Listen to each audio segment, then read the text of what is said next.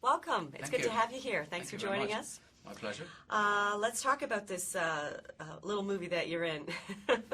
I was talking to your director, and apparently one of the producers said the same thing. They think this is the best work that you've ever done. How do you feel about that?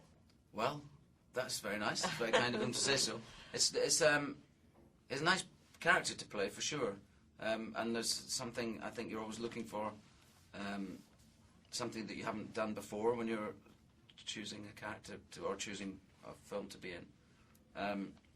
And certainly Fred had, qualities that were good fun to play. He's very kind of emotionally stuck and repressed and not a very happy man at the beginning. He's in a marriage. You see his marriage at the beginning that's not happy. He's in a marriage where they're both very focused on their careers and don't have much time for each other.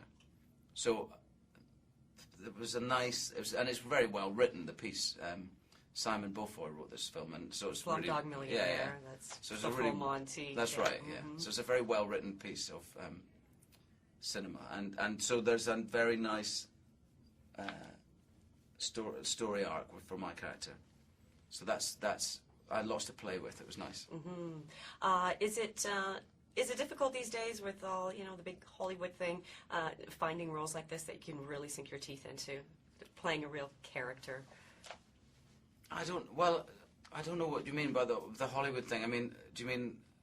Well, I guess I guess the films that with big stars attached like you, and you've got big directors and yada yada. But there are a lot of films that are not as character driven per se.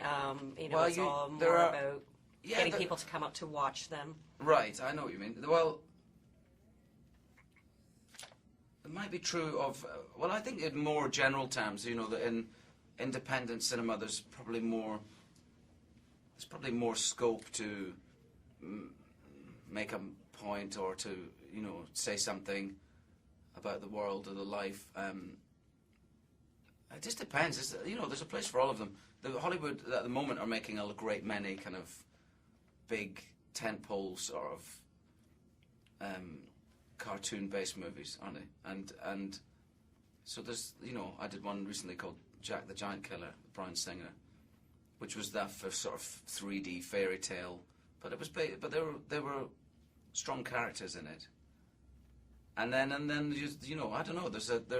As an actor, you're always playing people, and whether you're in a blockbuster, huge $200 million budget movie, or a $20 million budget movie, or $200,000 movie, you're still playing people and you're still playing characters, and your job doesn't change, I guess for you too. I mean, you're one of the actors who didn't get typecast. I mean, is that really a conscious effort? Did you have to fight for that, or did that just come naturally? Is that the kind of roles you look for? I don't know if it's maybe just I've just always seen it that way, that I've always approached it that you're playing different people in different stories, and as far as I was concerned, there aren't any of the same, that you can't be playing, unless you do like the Star Wars trilogy or something where you really are playing the same guy.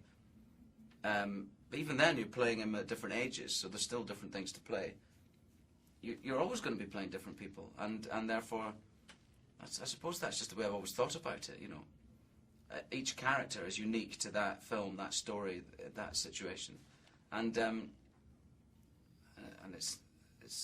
it would be a terrible thing to feel that you're on set doing something you've already, feel like you've done this before. That's not very satisfying. Yeah, a lot of people do that, though. We're glad you don't. Well, that's good. I'm glad I don't too. Now, chemistry between actors. I mean, I was just speaking to your director, and he was saying how that's such an intangible thing, and you really don't know if chemistry is there with your co-star until you get there. Is that something that you think about before you get on set? And talk a little bit about working with Emily. Well, you always hope you're going to get on, because it's just much more fun that way if you do. It's not always the case. very, very, very rarely have I not got on with the people I'm working with, really rarely. And if you don't, it's much harder for sure. With Emily, that wasn't a concern. I mean, we got on so well that we could barely shoot the film because we were having such a laugh.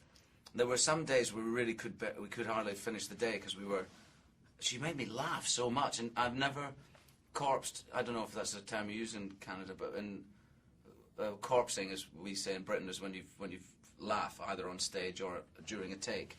And I've never corpsed so much in almost all my films as I did in this one, you know.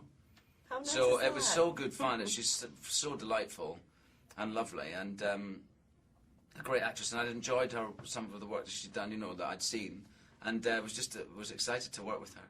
And the first day I met her was during the rehearsals. You know, I met Lasse. I'd sat with an hour with Lasse talking about Fred and generally, and then Emily arrived, and you know, immediately we started talking about the scenes, and I was talking about this accent that I didn't know if I was going to use or not, because he's got a very uptight accent. I chose this kind of, I was helped to choose it by the writer, this uptight Edinburgh accent, sort of Morningside it's called, and sort of Morningside and sort of Kelvinside. There's one in Glasgow, and there's one in Edinburgh. Anyway, it's a bit of both, I suppose. But she was like, no, you've got to use that accent, because I didn't know whether to or not. So I felt that she was really, right from the word go, she was really encouraged me to push it a bit further, and I was glad that she did. So we had a great laugh, we had a good time. Good. You did a lot of location shooting on this, and you shot in England, I understand, in Scotland, and Morocco. Yeah.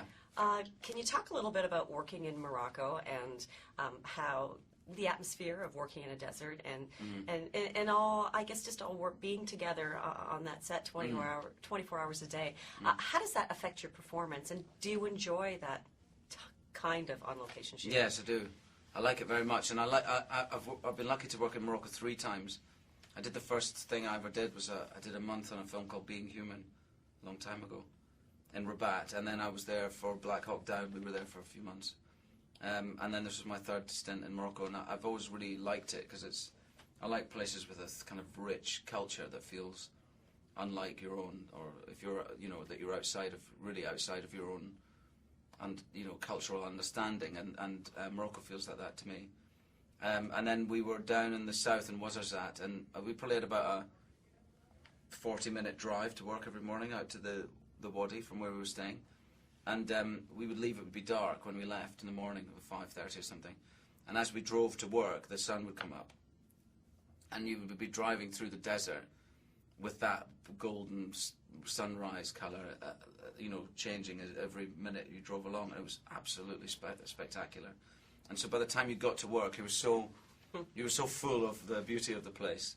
And then, and also you were working with such great people, so you got there and, you know, we were playing good scenes with good actors and a good director, and we were having a really lovely time of it. So it was really, really precious. It was lovely. It's so nice to hear you had a great experience Yeah. in this movie. I did, yeah. Yeah, wonderful. Thanks so much for much success with it. Oh, yeah, thank you. And thanks for speaking with us. Yeah, cool, thank you.